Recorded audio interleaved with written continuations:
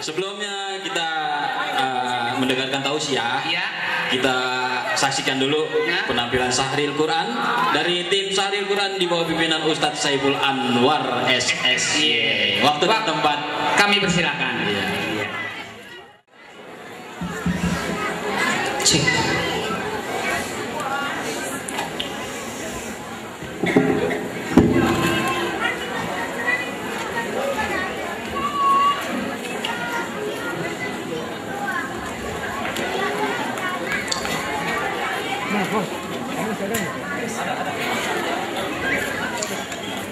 Assalamualaikum warahmatullahi wabarakatuh.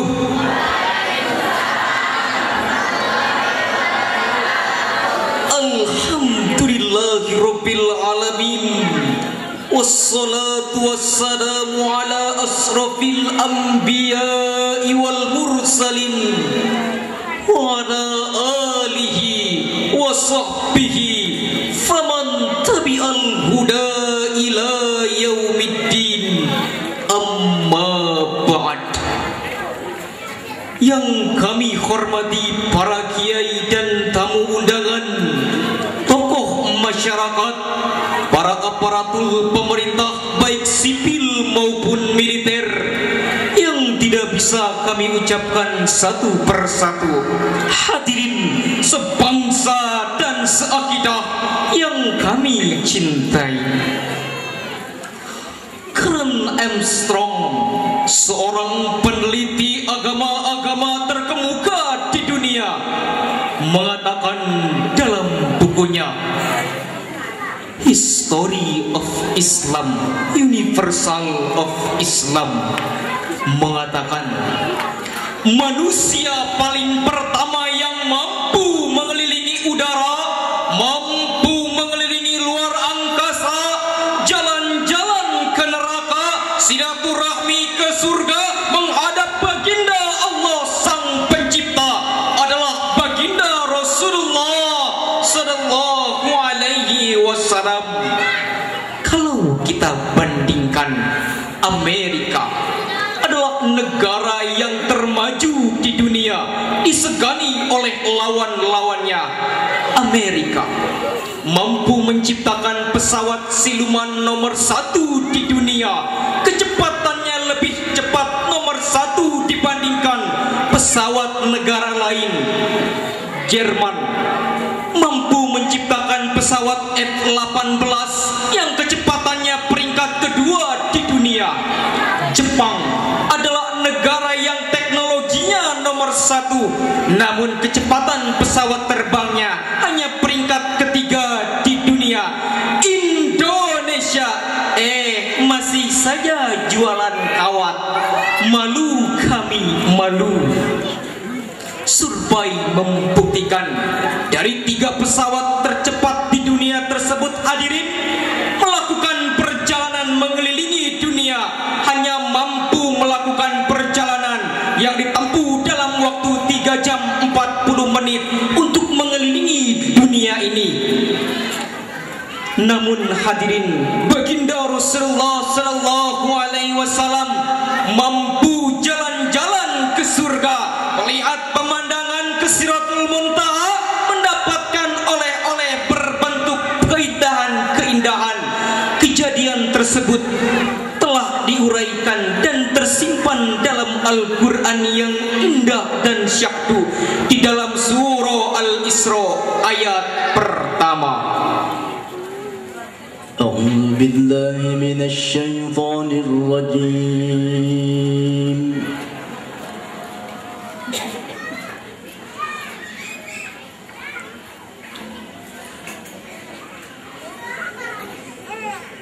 بسم الله الرحمن الرحيم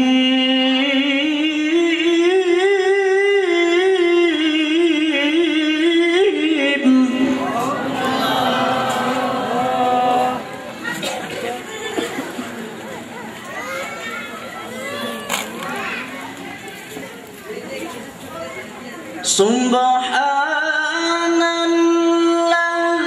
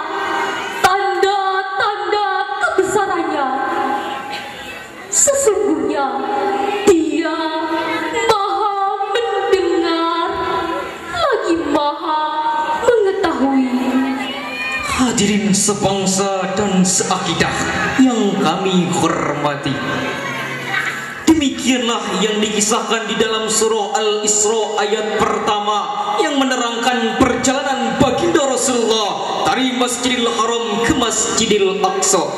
Timbul pertanyaan, lalu apa oleh-oleh yang diterima oleh baginda Rasul? Sebagai jawabannya, as-salat, yaitu perintah untuk menjalankan salat.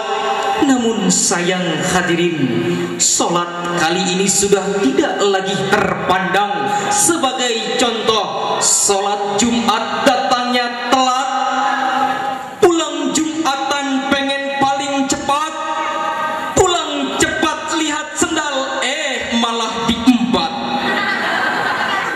Salat subuh kesiangan, salat zuhur kelewatan, salat asar di perjalanan, salat maghrib kecapean, salat isya malah ketiduran.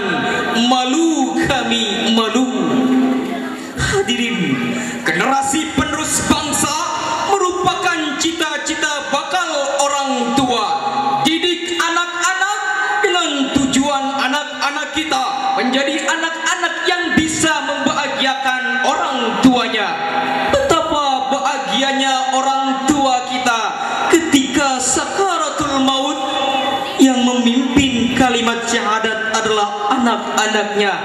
La ilaha illallah Muhammadur Rasulullah adalah anak-anaknya. Sakit rasa melahirkan oleh ibu akan diobati dengan dua kalimat syahadat yang dibimbing oleh anak-anaknya ketika sakaratul maut. Betapa bahagianya seorang ibu dan seorang ayah apabila ketika yang membaca Al-Quran adalah anak-anaknya. Betapa bahagianya seorang ibu dan ayah ketika yang azan di liang lahat adalah anak-anaknya. Betapa bahagianya orang tua ketika yang membacakan doa setelah sholat adalah anak-anaknya. Di disinilah pendidikan orang tua. Timbul pertanyaan, apakah Allah Subhanahu wa Ta'ala memerintahkan kita untuk menjaga generasi-generasi yang lemah, keturunan-keturunan kita? Betapa bahagianya melihat anak kita pintar mengaji, betapa indahnya ketika anak kita bisa memimpin sakaratul maut. Ditegaskan oleh Allah perintah bahwa Allah melarang meninggalkan keturunan yang lemah di dalam surah An-Nisa ayat 9. وَلْيَخْشَ الَّذِينَ لَوْ تَرَكُوا مِنْ خَلْفِهِمْ ذُرِّيَّةً ضِعَافًا خَافُوا عَلَيْهِمْ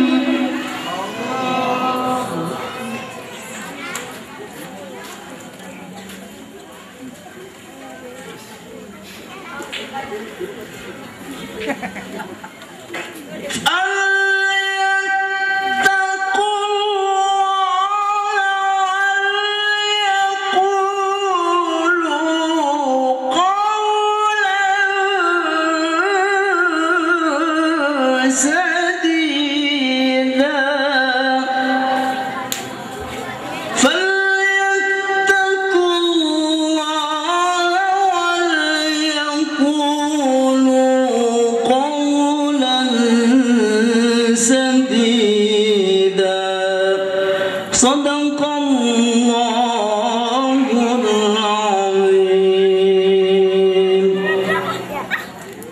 Dan hendaklah takut kepada Allah. Orang-orang yang seandainya meninggalkan anak-anak mereka dalam keadaan yang lemah, yang mereka takut, yang mereka khawatir terhadap kesejahteraan mereka. Oleh sebab itu, maka bertakwalah kepada Allah dan hendaklah mengucapkan kata-kata yang benar. Maha benar Allah dan agung lagi mulia dengan segala firman-Nya. Hadirin sebangsa dan seakidah yang kami hormati, tibalah pada kesimpulan yang pertama adalah salat merupakan perjalanan yang baginda Rasulullah ambil secara langsung. Tidak ada makhluk yang mampu menerima salat. Langit tak kuasa, bumi tidak mau, gunung pun takut menerimanya. Hanya baginda Rasul yang mampu menjamin hambanya untuk menjalankan salat 5 waktu dengan tujuan kesetiaan kepada Allah, dengan tujuan mendapatkan surganya Allah Subhanahu wa Ta'ala. Yang kedua, jagalah generasi penerus bangsa kita saat ini. Jaga anak-anak kita, didik anak-anak kita, dan berikan pendidikan yang terbaik. Agama tetaplah nomor 1. Mendidik anak adalah investasi terbesar untuk kita di akhirat kelak. Investasi yang tiada batasnya untuk mendapatkan ridha Allah. Mari kita berdoa kepada Allah demi mendapatkan ridha Allah dan masuk ke dalam surganya Allah Subhanahu wa Ta'ala. Allahumma inna nas'aluka ridhaka wal jannah, na'udzubika min sakhatika wan nar. Allahumma barik lana fi Rajaba wa Sya'bana wa balighna Ramadan. Rabbana atina fid dunya hasanah wa fil akhirati hasanah wa qina adzabannar. Demikian, mohon maaf apabila ada kekurangan. Hadanallahu wa iyyakum bi ajmain. Wassalamualaikum warahmatullahi wabarakatuh.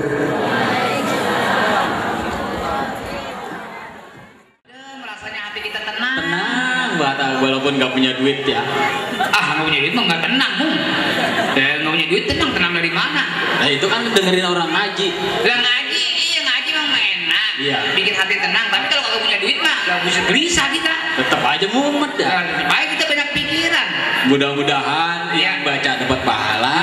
Yang dengar pun dapat pahala. Itulah. Emang mau kalau dengerin ngaji di mana-mana juga harus pakai seni. Pakai seni irama. Pakai irama. Iya. Kalau ngaji nggak ada iramanya kurang enak. Kurang enak. Iya. Ajan juga ada seninya. Ada. Contohnya kalau kita baca Bismillah, kalau nggak pakai seni nggak enak. Coba kalau pakai seni mah enak. Enak. Contohnya. Contoh. Bismillahirrahmanirrahim. Wah itu ada lagunya ya. Ada liukannya. Iya ada seninya. Iya. Coba kalau nggak pakai seni. Kalau nggak pakai seni, pakai Bismillah. Nggak pakai lagu. Bismillahirrahmanirrahim. Nggak enak ya. Pakai enak. Iya. Tapi kalau ada seninya, pakai seni enak. Iya dijiwai dihayat. Bismillahirrahmanirrahim.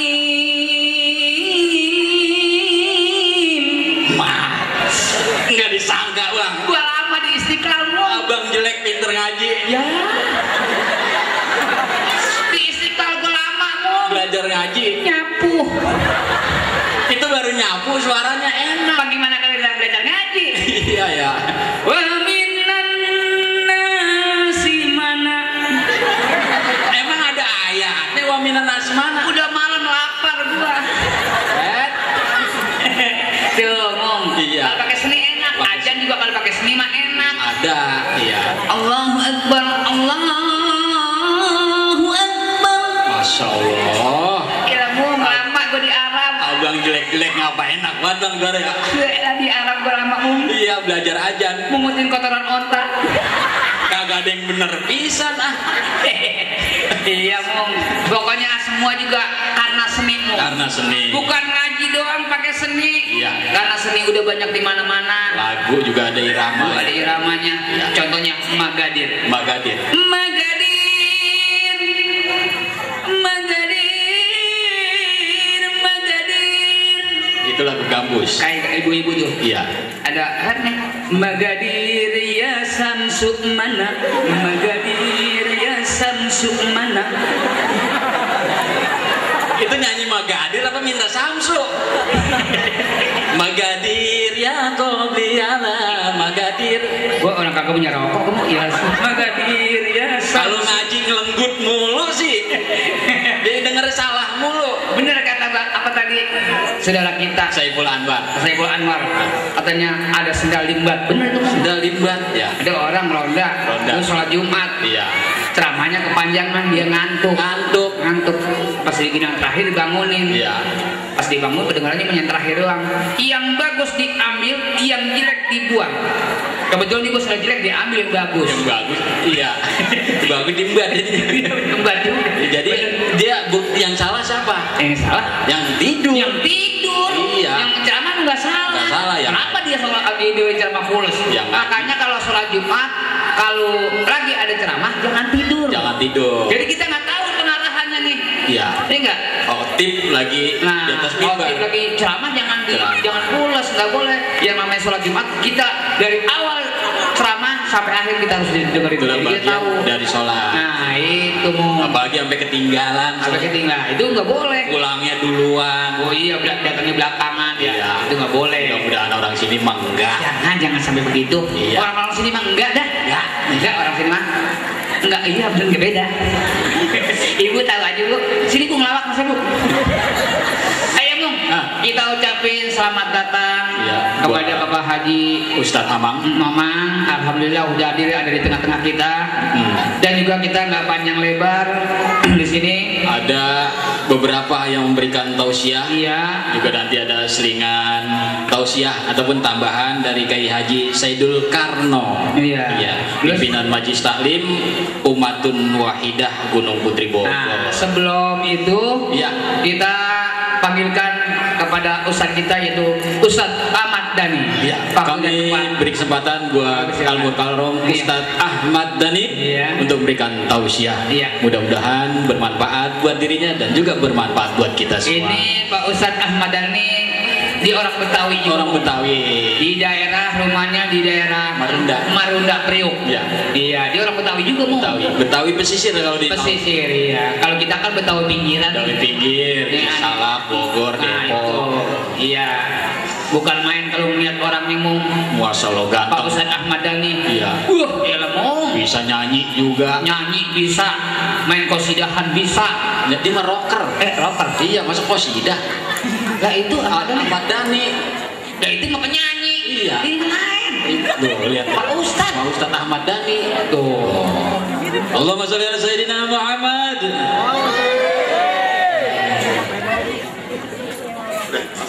Silakan Pak.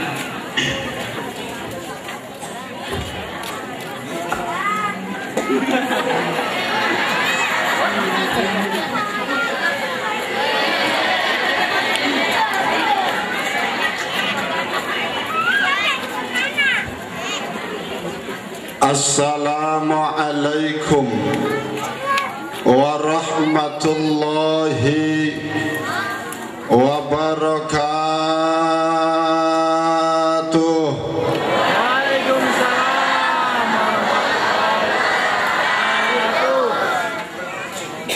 Alhamdulillahilladzi asra bi'abdihi laylan minal masjidil harami ilal masjidil aqsa.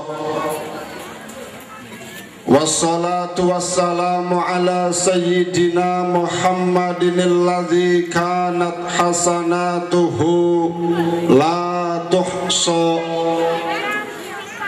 wa ala alihi ahli sidqi wattuqa amma ba'du. Qala Allah Ta'ala fi kitabihil karim, a'udzu billahi minasy syaithanir rajim. Bismillahirrahmanirrahim. Subhanalladzi asra bi'abdihi laylan minal masjidil harami ilal masjidil aqsa alladzi barakna haulahu linuriyahu min ayatina innahu huwas sami'ul basir. Sadaqallahul azim. Hadratul mukarramin wal muhtaramin, para alim ulama, para asatiz, para hujjaj, para bapak-bapak yang ganteng-ganteng, para ibu-ibu yang cantik-cantik, para nenek-nenek yang imut-imut, para remaja Islam baik putra dan putri, putri harapan putra, putra harapan putri, putri harapan putra, putra harapan putri yang saya cintai dan yang mencintai saya. Kalaulah ada sebuah pepatah mengatakan, tak kenal maka tak sayang, tak sayang maka tak cinta, tak cinta maka tak bisa bersilaturahim, maka di awal jumpa saya kali ini boleh saya kenalan. Oi. Oi. Boleh. Selamat jalan, Pak.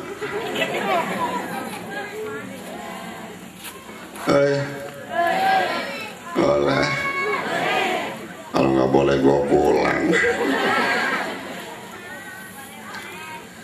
Alhamdulillah saya punya orang tua memberikan saya nama dari semenjak saya dilahirkan sampai saya dewasa. Dari saya imut-imut sampai saya amit-amit, nama saya belum berubah. Ahmad Syafi'uddin Abdullah itu nama pendek saya. Nama panjang saya Ahmad Syafiuddin Abdullah Ubaidillah Abidullah Abdullah Al-Fatihah.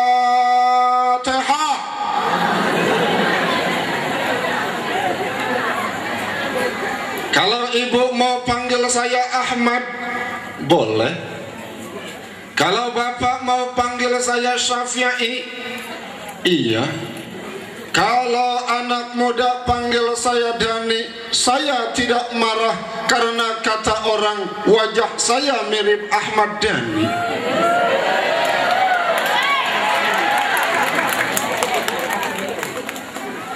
Yang belakang komentar, lantas aku harus bilang wow gitu?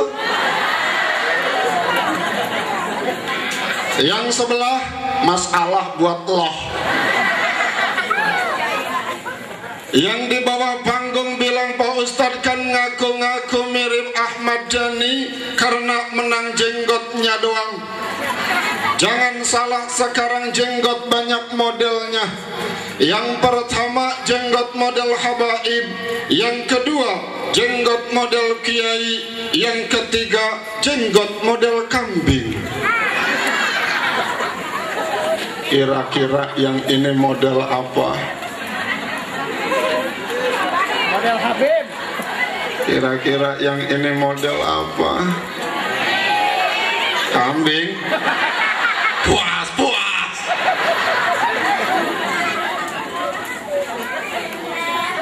Saya bangga, saya bersyukur kepada Allah Subhanahu wa ta'ala.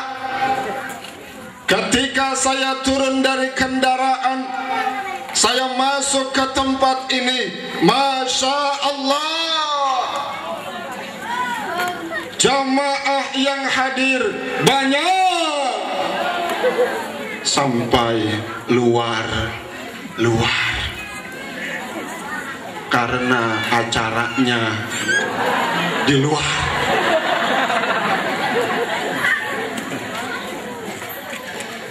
Ini memberikan satu gambaran, ini memberikan satu petunjuk, ini memberikan satu indikasi bahwa masyarakat kampung Momonot adalah orang-orang yang cinta kepada Nabi kita Muhammad sallallahu alaihi.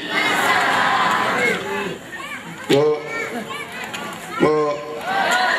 cinta sama Nabi. Pak, cinta sama Nabi. Saya tanya, kalau memang ibu ngaku cinta sama Nabi, tiap hari banyak baca sholawat apa SMS? Hei, tiap hari sholawat apa SMS? Kadang-kadang ngaku cinta sama Nabi, tapi bukan sholawat yang dia baca adalah SMS. Saking hafalnya SMS, tulis kata-kata, HP kagak dilihat, HP ditaruh di belakang, dia tulis kata ASLMKM, KUTGG, STLH ACR, DBLK, WTG. Paham bu artinya? Kata ibu bodoh temenanan. ASLMKM Assalamualaikum, KUTGG aku tunggu, STLH ACR setelah acara, DBLK WTG di belakang warteg. Kawannya balas, kawannya kagak lihat HP, dia bilang oke LH BGTH.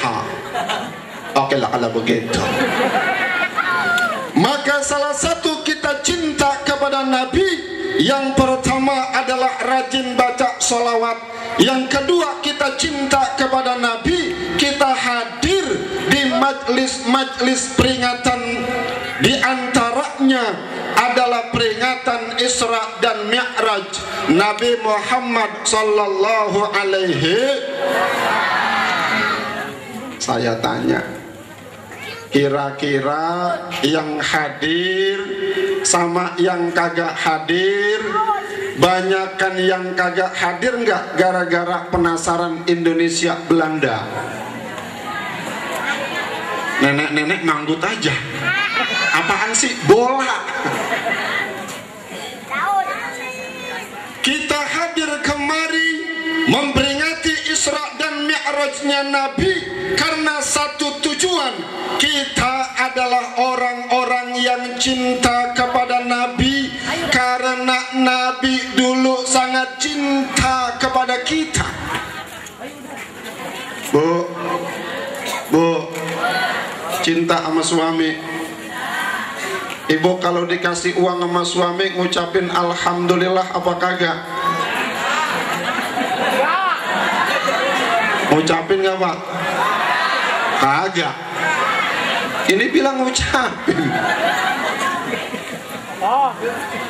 Ngucapin alhamdulillah. Nabi sangat cinta kepada kita di saat Nabi dalam kondisi syakaratul maut. Apa yang dikatakan oleh Nabi? Ummati, ummati, ummati, umatku, umatku, orang momonot. Mamonot apa momonot? Momonot. Beda dengan orang awam yang apabila meninggal dalam kondisi nafas berada di tenggorokan, yang dipanggil buat orang-orang kampungnya, tapi yang dipanggil anaknya, Udin, Mastur, kemari. Ada apa, Pak? Nanti gua pesen sama lo, Mastur, tolong tanah yang di depan jangan dijual. Emang kenapa, Pak?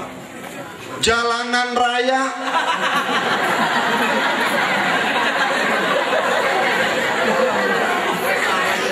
Berani-berani lu jual tuh jalanan, lagi dicor, ditangkep lo. Iya, Pak.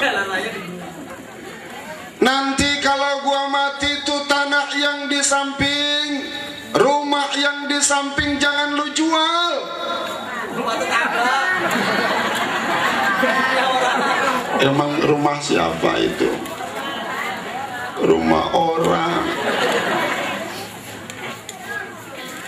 Maka kita hadir kemari memperingati Isra dan Mi'raj. Supaya kenapa? Supaya kita ingat orang-orang yang malas sholat, orang-orang yang tidak mau sholat, orang-orang yang meninggalkan sholat, bahwa ayo kita ingat bahwa perintah sholat ini adalah sesuatu yang maha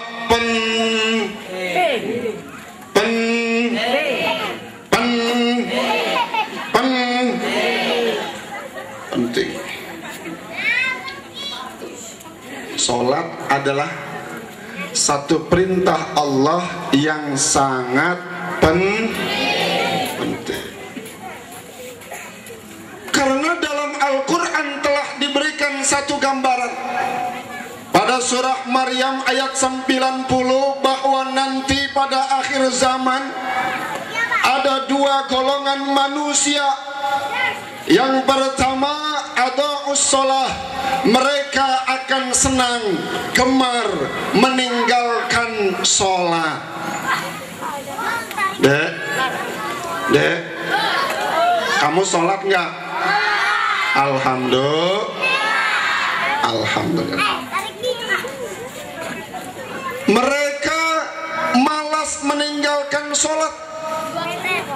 Mereka lalai meninggalkan sholat. Kalau sudah waktunya azan, lagi asik nonton sinetron, kira-kira buru-buru sholat apa nunggu iklan? Oi.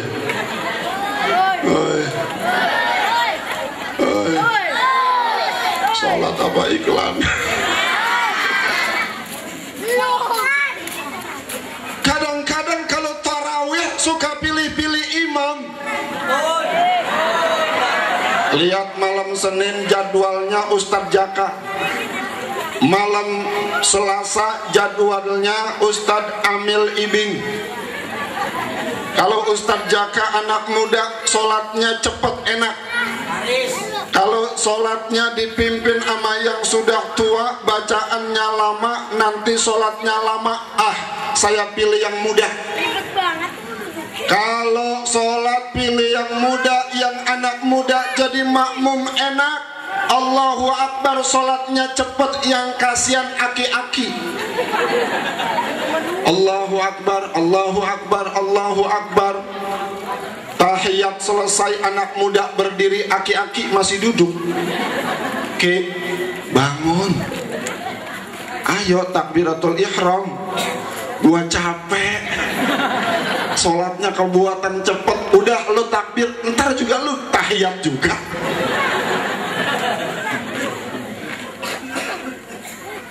Maka itu diperingati nih kita orang-orang yang lalai. Kata Allah, wa'mur ahlaka bis-shalah wastabir 'alaiha. Perintahkanlah keluargamu untuk melaksanakan sholat. Suami, istri, anak, wastabir 'alaiha, dan sabar kalau lagi sholat. Ada tetangga sholat, Allahu Akbar, Allahu Akbar, Allahu Akbar. Buru-buru ditanya, kenapa sih Nyak sholat buru-buru? Gua lagi rame sinetron kesukaan gua, tukang bubur naik haji.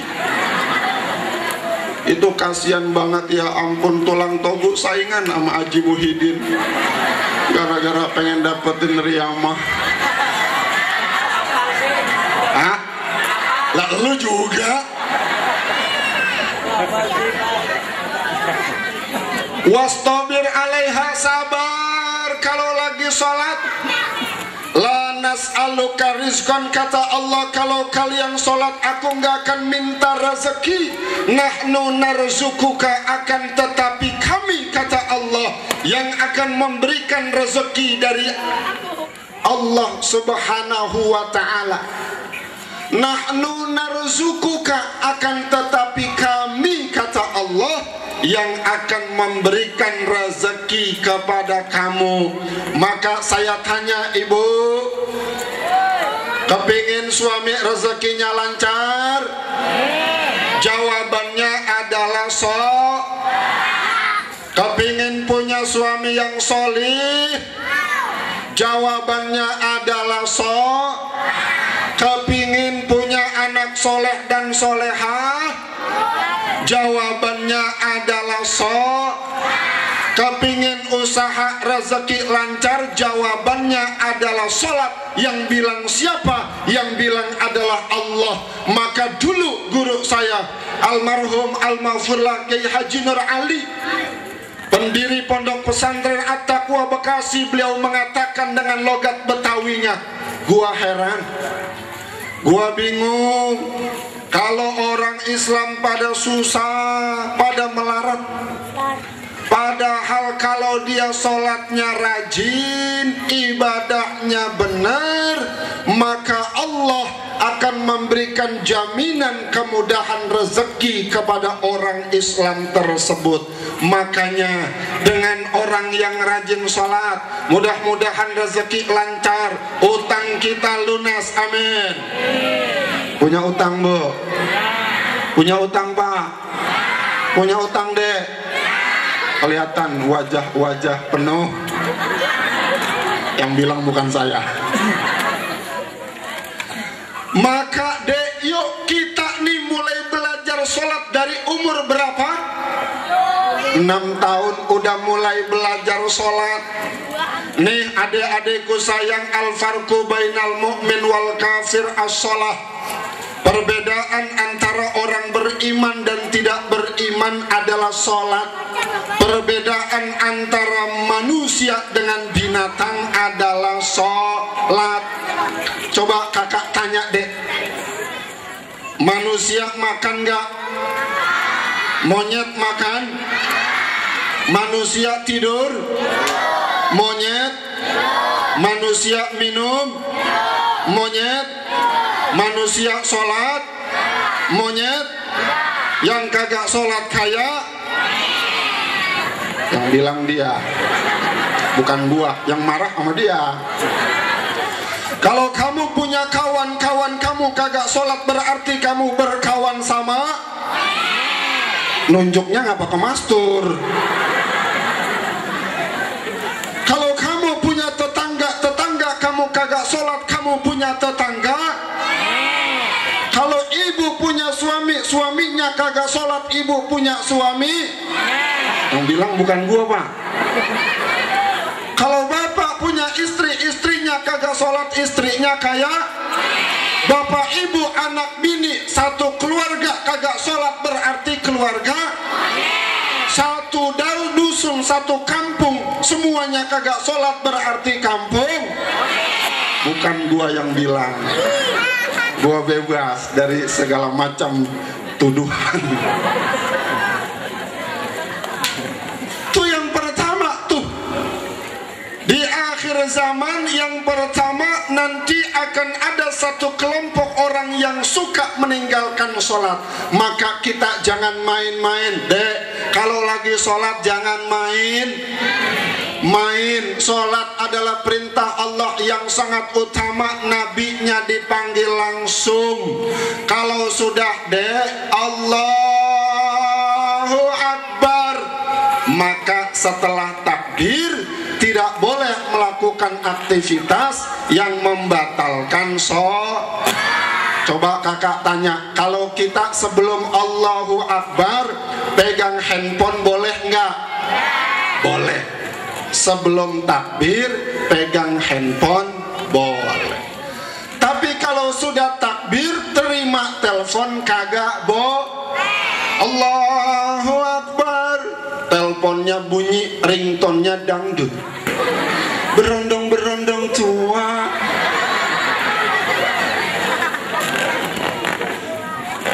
Halo, saya lagi sholat. Nanti ya selesai saya sholat Allahu Akbar. Batal nggak? Batal. Sebelum Allahu Akbar main tinju, sepak bola, tendang-tendangan boleh. Tapi kalau sudah Allahu Akbar, tinju, tendang-tendangan, berantem nggak boleh. Ada preman 3 orang baru insaf masuk ke dalam musola. Kemudian imamnya maju, kata 3 preman, saya mak ngikutin imam. Imam maju, saya maju, imam mundur, saya mundur. Imam lagi Allahu Akbar dalam posisi sujud, kaki imam gatal. Kaki imam gatal. Maklum habis dari sawah.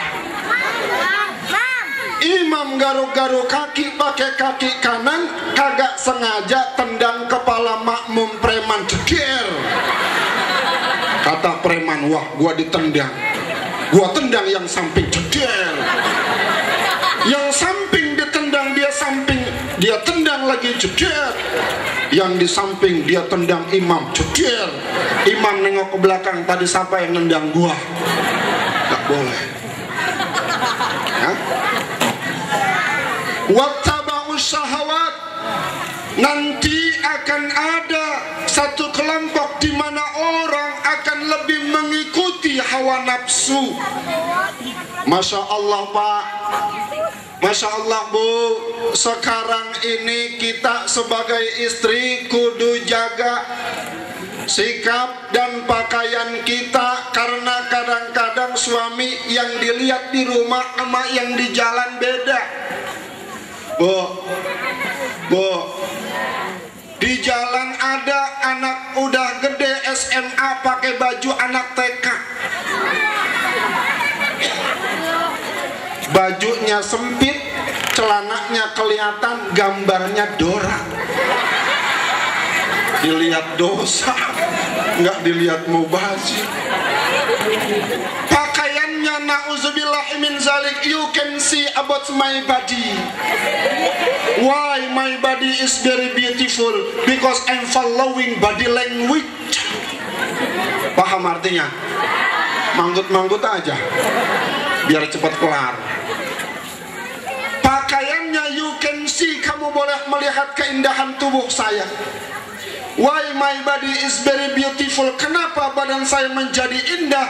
karena saya mengikuti program body language.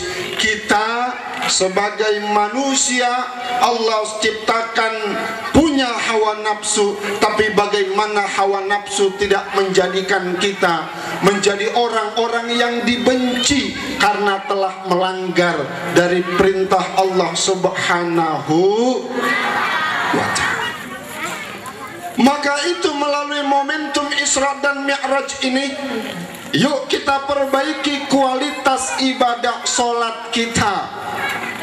Karena tujuan Isra dan Mi'raj syaratnya yang pertama adalah mukmin. As-salatu mi'rajul mu'minin. Salat itu adalah mi'rajnya orang-orang yang beriman. Apa syarat mi'raj? Berkomunikasi, bertemu dengan Allah. Yang pertama adalah harus beriman. Iman kita yang harus, yang patut, yang wajib kita sembah adik-adik adalah Allah Subhanahu. Maka kita harus mengenal sifat-sifat Allah. Yang kedua adalah bahwa kita harus bersih. Nabi Muhammad sebelum diberangkatkan dibersihkan dahulu. Maka kita akan melakukan sholat, kita ambil air wudhu dulu, kita cuci tangan kita, kita bersihkan wajah kita bersihkan, kita basuh tangan kita. Man tawaddo'a fa ahsanal wudu kharajat khatayahu min tahti azfarihi. Siapa orang yang memperbaiki kualitas wudunya, maka akan keluar dosa-dosanya dari ujung jari jemarinya. Imam Malik mengatakan, seandainya dibuka mata batinnya, maka dia melihat bekas air cucuran wuduknya laksana oli yang sangat hitam yang telah digunakan berkali-kali dari kendaraan tersebut. Maka orang yang sholat wajahnya akan bersih. Halo? Kalau kata Bang Makmun, rajin dia. Zohor beduknya di musola, asar beduknya di musola, maghrib beduk maghrib di musola, beduk isya, beduk subuh. Dalam hati saya udah kagum, Masya Allah, Bang Makmun rajin ibadah, soleh, Bang Master, Masya Allah. Ternyata beduknya doa. Ini mungkin pengalaman pribadi beliau. Kalau orang tidur di musola, nggak cuci kaki, nggak wudhu, dibawa masuk ke dalam beduk, ngelindur. Maka itu yang terakhir adalah Mi'raj, bahwa tujuan Nabi Muhammad adalah bertemu dengan Allah. Dan ketika kita sholat, maka tujuan kita hanya satu, yaitu ingat menyembah kepada Allah Subhanahu. Nih saya tanya ibu-ibu, kira-kira kalau lagi sholat konsentrasi khusyuk apa mikirin belanjaan? Sholat khusyuk apa mikirin jemuran? Sholat khusyuk apa mikirin tagihan? Insya Allah mudah-mudahan kita semua yang ada di sini nanti setelah Mi'raj menjadi pribadi yang melaksanakan sholat secara khusyuk. Mudah-mudahan hidup kita dijadikan hidup yang berkah. Amin. Imam Harun Az-Zahidi memberikan satu resep, satu kunci bagaimana hidup kita menjadi hidup yang berkah. Yang pertama, kalau kita kepingin hidup kita berkah, as-salatu ala waktiha ayil jamaah. Kita melaksanakan sholat tepat pada waktunya atau dilaksanakan secara berjamaah. Bu, kira-kira sering jamaah nggak bu di rumah? Alhamdulillah. Kalau suami sering jamaah nggak di musola, kalaupun tidak sempat karena baru maghrib sudah menanti jamaah di rumah, istri penasaran, silakan bang, abang jadi imam, saya pengen dengar suara abang kayak apa. Laki maju grogi, pertama jadi imam, istri di belakang grogi, pengen dengar suara laki. Allahu Akbar. Laki baca Al-Fatihah selesai, laki bingung apa yang mau dibaca, maghrib sudah mau isya. Bismillahirrahmanirrahim, Yasin. Bininya di belakang kaget, ngomong dalam hati, bang, mau isya ngapa lu baca Yasin? Tapi Masya Allah, karena lakinya rajin mengikut majlis ta'lim di musola, meskipun satu ayat kata Pak Ustadz boleh selesai Yasin, Allahu Akbar. Bininya di belakang dalam hati, bang, gua kira lu baca Yasin satu surah bang. Alhamdulillah. Nanti kalau orang-orang yang senantiasa berjamaah, wajahnya ada yang laksana terang seperti bintang. Sekelompok orang wajahnya terang laksana bintang, seperti terangnya wajah ibu-ibu pada malam hari ini. Kenapa terang? Silok kena lampu. Wajahnya terang laksana bintang, ditanya apa yang kamu lakukan kok bisa wajahmu terang laksana bintang? Dulu aku waktu di dunia, ketika mendengar azan, aktivitas aku langsung berhenti, masak berhenti, nonton TV berhenti, nyawah berhenti, makan berhenti. Langsung aku berangkat ke musola. Ada lagi wajah-wajah yang terangnya laksana rembulan. Mereka berjalan bersamaan, ditanya, kenapa wajahmu laksana rembulan? Dulu ketika waktu aku hidup di dunia, terdengar suara azan, aku sudah dalam posisi berwudu. Dan ada lagi kelompok orang yang datang dengan wajahnya yang terang menderang laksana matahari. Mereka pun ditanya, kenapa? Dulu ketika aku di dunia, sebelum azan berkumandang, aku sudah berada di dalam musola dalam posisi sudah berwudu. Kadang-kadang beda, dengar azan, Allahu Akbar, azan tuh bang, ntar dulu baru azan. Qomat, Allahu Akbar, bang, qomat, ntar dulu baru qomat. Imam baca Fatihah, bang, imam baca Fatihah, baru rakaat pertama. Imam selesai salam, bang, udah salam, baru zohor. Maka kalau kita kepingin wajah kita terangnya laksana bintang, laksana rembulan, laksana matahari, tinggal kita memilih mana di antara kita yang bisa melakukan seperti yang sudah digambarkan tadi. Yang kedua, saya percepat, waktu sudah menipis, yaitu at-ta'limu wa dzikri. Kalau pengen berkah, kita belajar dan kita zikir, ingat kepada Allah Subhanahu. Adik-adik kalau lagi belajar, adik-adik sedang melakukan jihad, menuntut ilmu, sedang melakukan jihad, maka dalam usia belajar kakak pesan jangan kenal dulu yang namanya 5 huruf C-I-N. Wah, kalau udah kenal C-I-N-T-A repot. C yang pertama, C curi-curi pandang, I inginnya ketemu, and no time without you. T terus terang adalah segalanya. A akhirnya melakukan penembakan malam Jumat di tengah kuburan. A akhirnya aku ditolak karena dia masih belajar.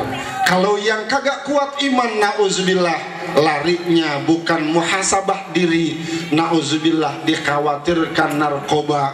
Dengan sebab narkoba banyak pemuda terbius, sekolahnya tidak lulus, harapannya jadi pupus, wajahnya tidak mulus, rambutnya seperti pohon kaktus. Kalau bicara suka jayus, sukanya pakai baju bagus, padahal mirip layangan putus. Keluar rumah jalan kagak becus, akhirnya ditabrak bus, lama kemudian Nauzubillahimin. Yang ketiga, birrul walidain.